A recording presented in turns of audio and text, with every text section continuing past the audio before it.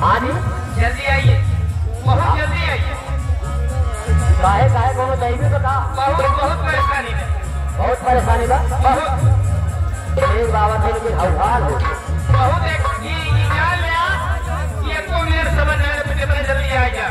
हाँ हाँ तो ठीक बाबा थे ये बतावा हाँ तू हया कहा इतना देर जोन लगावत हम हाँ इस समय हम अवध संगीत पार्टियों में आर्केस्ट्रा में राम पिछवाड़ा पहुंचे नगर अर्थात मिजोरा चीनी मिल से बोल रहा हूँ। इस समय वाले क्या कर रहे हैं? ऐसा कर रहा हूँ। ये बात जी हाँ कहाँ पर? चीनी मिल में। चीनी मिल में। ये बताइए आपका पेपर कितने पन्ने का है? ज्यादा नहीं 2-4 पन्ने का है। 2-4 पन्ने का है। तो मेरे सवालों का जवाब आपसे मिलेगा कि नहीं? क्यों नहीं? ये बताइए आपके पहले पन्ने में शुरू से लेके आगे तक क्या लिखा हुआ? पहले पन्ने में लिखा है नैनीताल में आग लग जाने से, नैनीताल में आग लग जाने से सारी मछलियां तेल पर जमा शुरू कर दी है। तो आपको काबू पाने के लिए पेट्रोल की बारिश की जा लेकिन अभी तक आपको काबू नहीं पाया गया है। पेट्रोल है? हाँ मतलब आगे बोला होता है पेट्रोल जार जाता बारिश न होने के कारण पानी की कमी है, इसलिए पेट्रोल से आपकी बुझाई दी जा रही है। बहुत सही चल है। अगिया बड़ी कीमती और अगले पन्ने में क्या है? कश्मीर के कुछ इलाकों में ज्यादा गर्मी पड़ जाने से मुर्गियां उबले उबले अंडे देना शुरू कर दी। उबले उबले?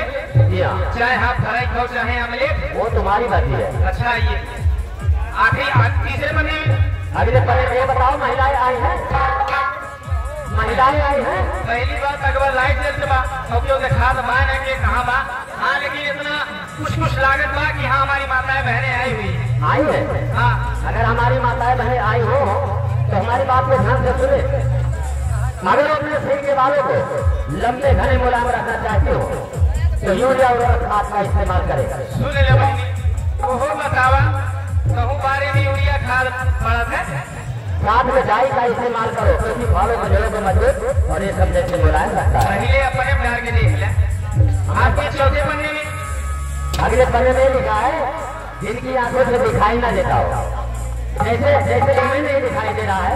हाँ हमें ना दिखाई दे। हाँ अगर दूर रोशनी की रोशनी में अगर अपनी आंखों को हमेशा साफ रखना चाहते हो तो क्या करें? तो दोनों आंखों में 50-50 ग्राम क्लोरीन का इस्तेमाल करें। इतना जान ले इतना मार दिया भैया काटू तो कम आठ नहीं भगवती काटू को हटा। गाड़ी जो बता देते हैं भगवती माई खाए हुए हराम जादो और भगवती माई पेड़ पे भर के बैठे।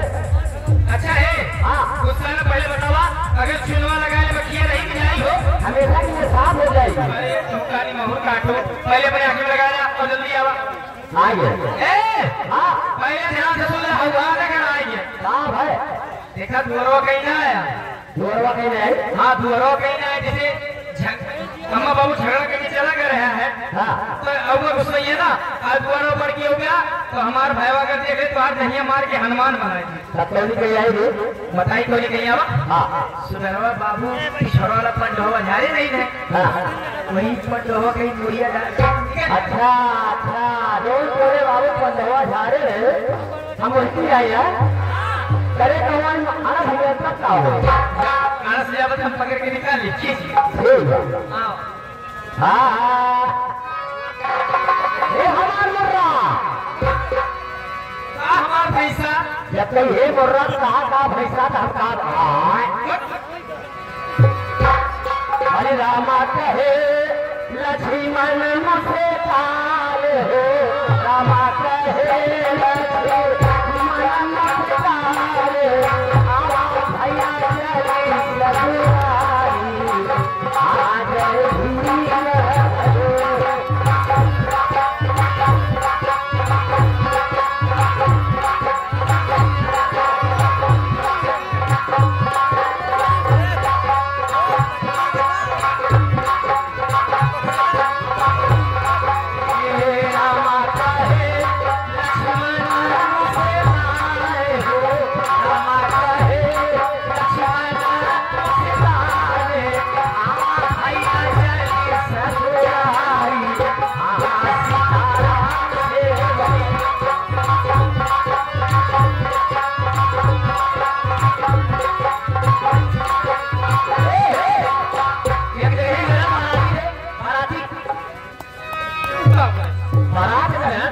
पाल भैया जनवसुआ बसे दुआरे चलो जाए ना तो का भाई वरो चलो बचाए ना हां तो तोरी की ना थी दुल्हन रही हमारी बिना हां हमारी बात तोरी की ना थी दुल्हन रही भाई हमार किया होगा ना बाबा रही तो वही सकलिया किनारे हां भाई हम दुल्हन ना है तोरी किनारे रही अच्छा हम किनारा चाहत रही तोरी की ना थी दुल्हन रही ऊपर ध्यान देखे कि भगवान लेकिन दुल्हनिया जानते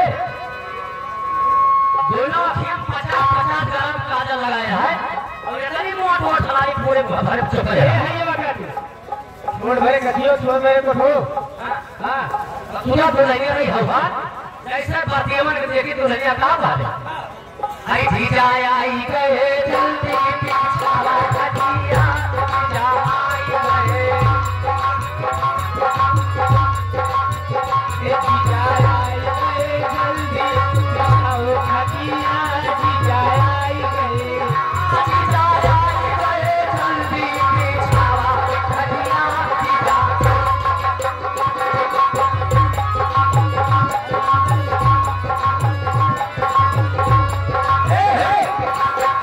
इतना सुनते रही बूढ़ा माई का हाई समाज है हां बूढ़ा माई आई वाली का बहुत फार उठ रहा है क्या बात है हरी हरिया हरिया हरिया बोआयो पिछावा बोआयो चल रैया किया पिछावा बोआयो आइया आइया आइया बोआयो बोआयो चिड़ैया की हाय अब गाड़ी वाली ना होए अब गाड़ी ना होए अब का हो अब होए चमरुआ वो कैसे बा चमरुआ ना जानती तो के करे पिटिया पतो और कैलू हमरा पे छो हां तो के करे पिटिया पतो हां और कैलू हमरा पे छो ओ मनवा हमरली हो मोह दिल जानिया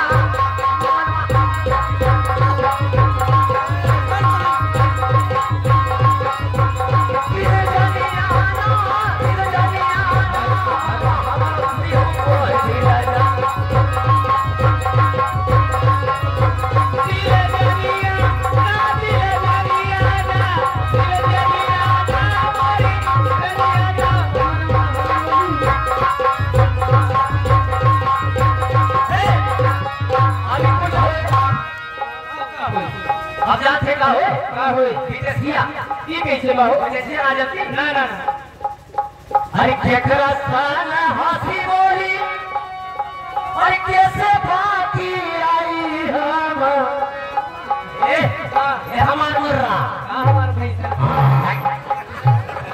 अरे केकरा सन हंसी बोली अरे कैसे बाकी आई हम केकरा से कहीं भी कहीं हाल है हाल हुआ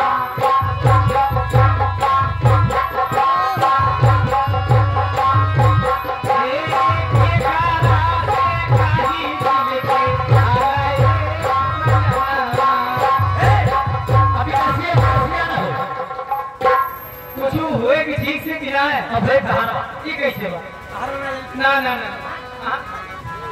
एक खिलौना पानी में एक खिलौना पानी माँ हाँ एक खिलौना पानी में एक खिलौना पानी माँ है घर में खाए अपना भात मेहरारू हाथ ज्यादा खावे कर मेहरारू बताइए एक खिलौना पानी में एक खिलौना पानी माँ वो भी काटी से गाड़ी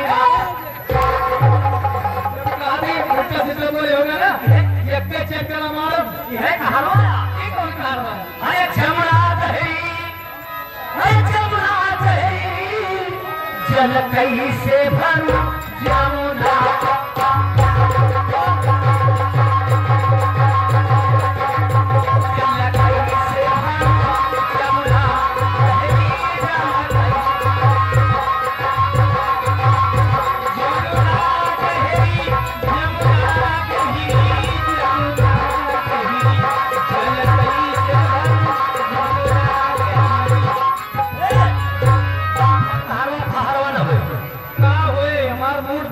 होए तू कैसे हो ओए हां अरे कहां लड़कियों को धो पियो जी हमें तू सुना है ओए तू ना हो नहीं कहां चलिए गोसाई में शंकर पसाड़ी किया तू का करे कोई बढ़िया का सुहाग दवा दे हां देख बहुत ओवर को दे देखे था चप से मारो अरे गरिए भाई से खाए का तू ना खा कौन भाई से जो खाए ये आज के तारीख के लड़के तू ना पियो हां ना पिए क्या ये क्या है तू हां पियो कैसे तू पियोगे जहां 15 किलो मटन दाल चबाए भली फेमस 16 लीटर दूध कम न दिया अरे होनी भाई या सब मार दे उसको हां अरे मधुरा जैसा रबड़ बोले तो रबड़ अरे छोटे छोटे पाँव मांगो भोला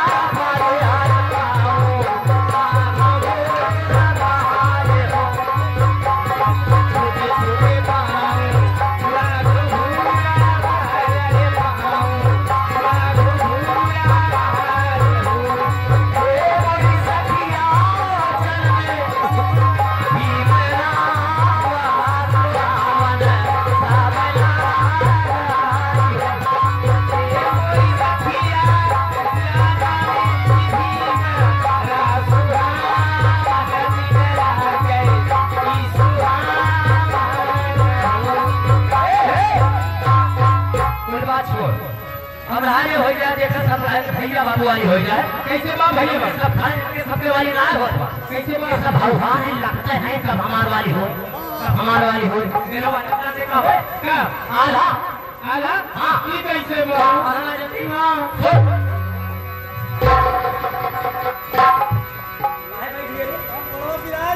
हेलो हेलो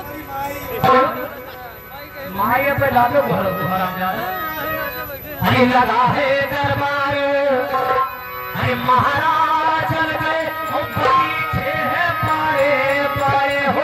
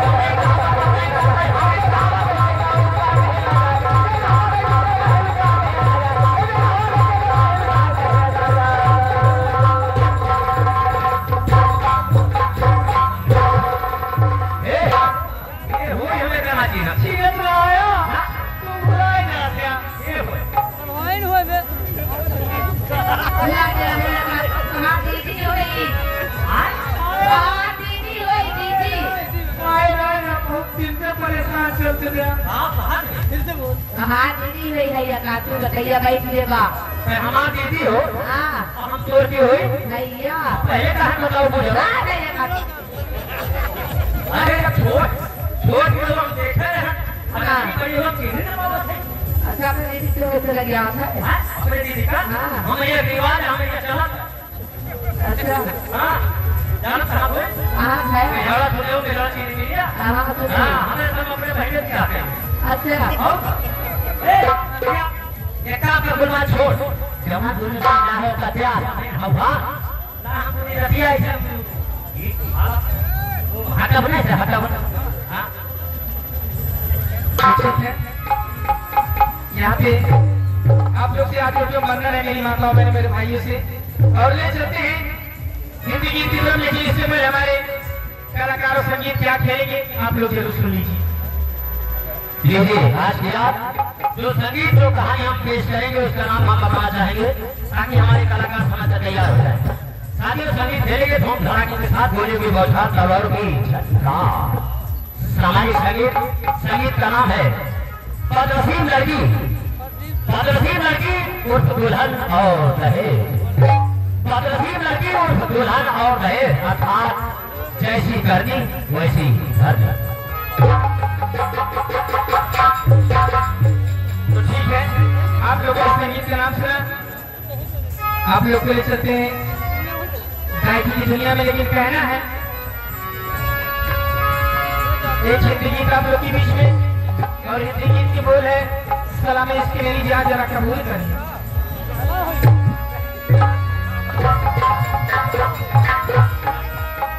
ये बता तू पिए हुए ना रहते का कच्ची कच्ची अगर नहाते हैं हम लोग फंसी हुई। अच्छा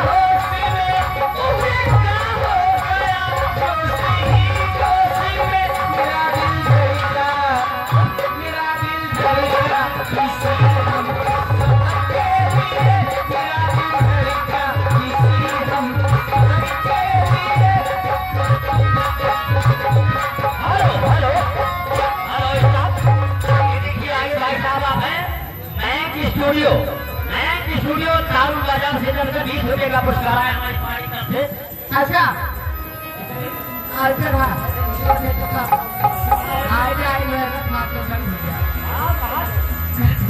मैं स्टूडियो दारू बाजार हाँ 20 रुपए का पुरस्कार आवाज क्या है? हाँ कहीं हम पुकारा टिकट नहीं बोला अपने भैया बोला।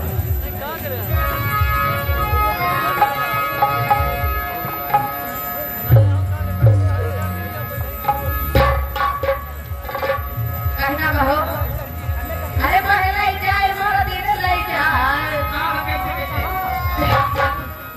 अरे पहले जाए मोरा दीदी ले जाए कहीं डबल से गवा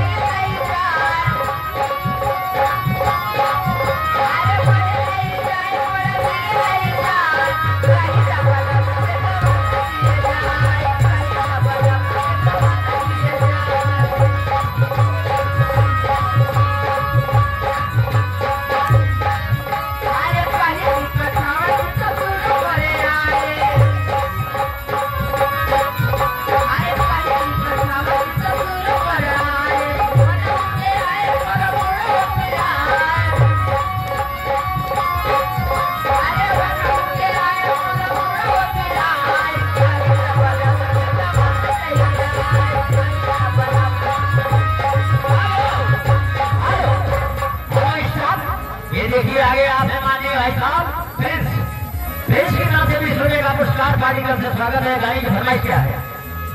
आज मेरे यार की शादी है, आज मेरे यार की शादी है, मेरे यार की शादी है, आज मेरे यार की शादी है, यार की शादी है, मेरे यार की शादी है, आज मेरे यार की शादी है।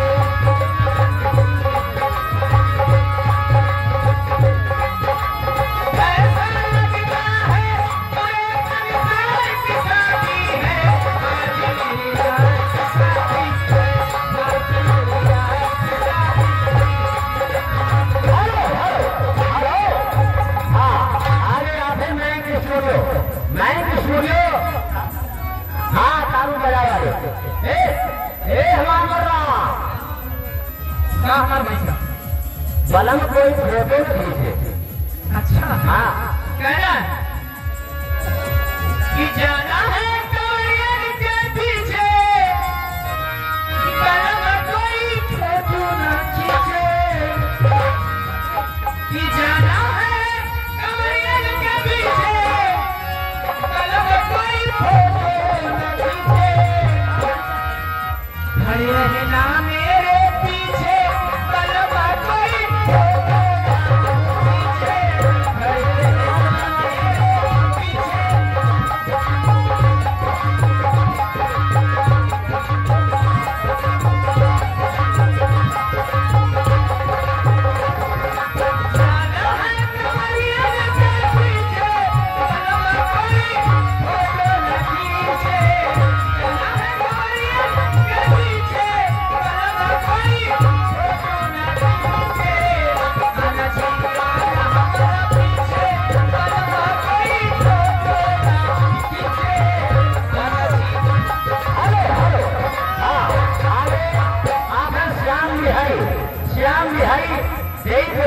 ₹10 का पुरस्कार पाली का स्वागत है। बारह में बजनवा बाबा साहब है ना। हाँ ठीक है, ये कहना है बाबा साहब का कहना है कि चौदह अप्रैल भैया बाबा के जन्मवा, बाबा है भी बचेले मोरे मंगलवा, बाबा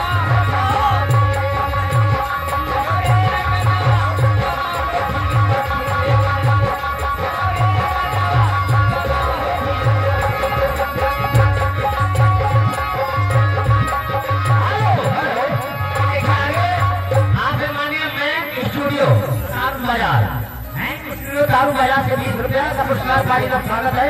तो भैया कहा है सबका तबियत खुश कर दो, एकदम सबकी तबियत खुश कर दो। कहना तो लीजिए एक जिंदगी की फरमाइश मास्टर जी फिर से कहना है छत पे सोया था बहनों। अरे इसमें आगे आप हैं विनय कुमार 13 ₹10 का पुरस्कार पार्टी का बहुत स्वागत है। और आप क्या कहेंगे?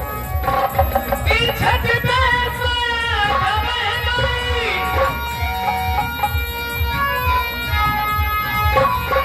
छत पे सोया समझ के सो गई, मुझको राणा जी माफ करिएगा, मुझको राणा जी माफ करिएगा, जल्दी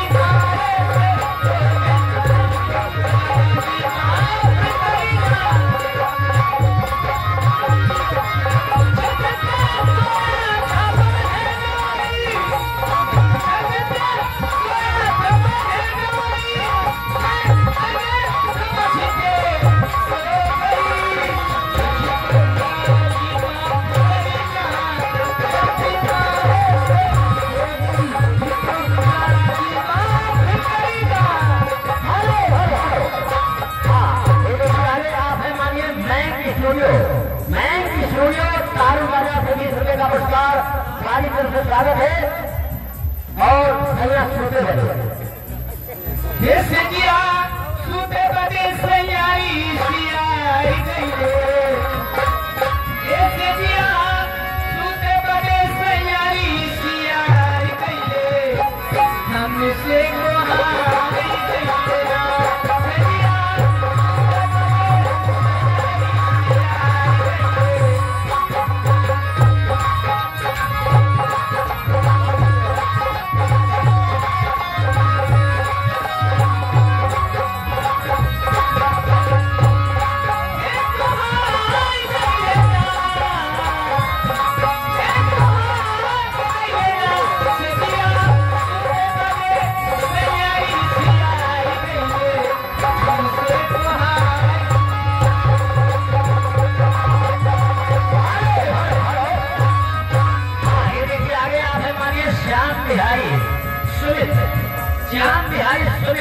ये 20 रुपए का पुरस्कार प्रदान करते पानी को स्वागत फरमाइश है जाएंगे आजादी बाबा अपनी गलती जी के साथ आप लोग अंदर जाइए दूसरी टीम लगने वाली ठीक है चलो मुझे कहना है अरे भले तुम मेरा अरे भले चलक से कहीं गया आजादी थी मैं कभी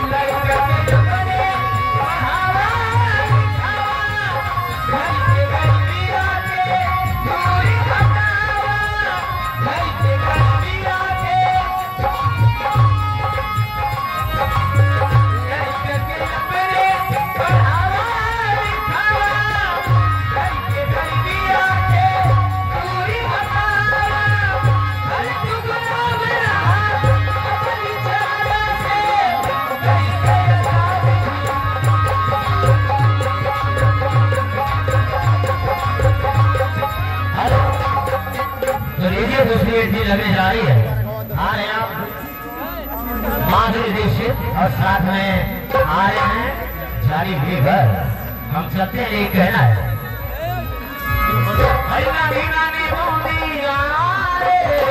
सावन में